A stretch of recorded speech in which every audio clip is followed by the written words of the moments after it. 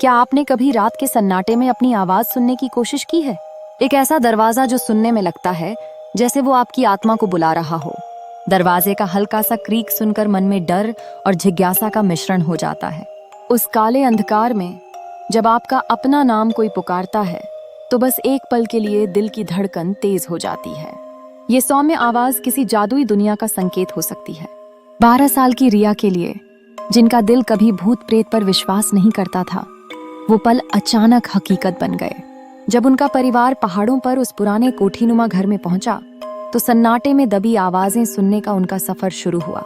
पहली ही रात में तेज हवा और दीवारों की खड़कती आवाज ने रिया को बेचैन कर दिया। तभी उसने सुना कोई उसे बड़ी ही कोमलता से पुकार रहा था। यह एक रूहानी मर्मस्पर्शी आवाज थी जिसने उसके मन में खौफ भर दिया। क्या यह केवल उसकी कल्पना थी या कुछ और? वो देखना चाहती थी। धीरे धीरे बिस्तर से उठकर उसने उस पुरानी लकड़ी के दरवाजे की ओर कदम बढ़ाए। उस दरवाजे के पीछे का रहस्य जानने की तीव्र इच्छा उसके मन में एक ज्वाला की तरह जलने लगी। वह पुराना दरवाजा हमेशा बंद रहा था, लेकिन किस लिए? माँ पिता ने उसे बताया था कि वह एक साधारण स्टोर रूम है जिसका ताला सालों से लगा है। लेकिन क्या वाकई ऐसा था?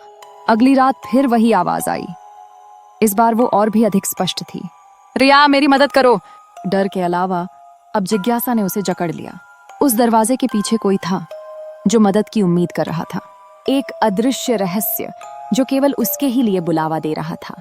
क्या यह कोई आत्मा थी जो वर्षों से बंदी थी? क्या रिया उस दरवाजे को खोलेगी? इस समय मन में चल रहे सवालों का कोई अंत नहीं था, लेकिन उसकी आत्मा की रोशनी उसे उस दरवाजे की ओर खींच रही थी। क्या वो अपने भीतर के साहस को जगाकर उस रहस्यमय दरवाजे को खोलेगी या फिर डर के साए में ही खो जाएगी?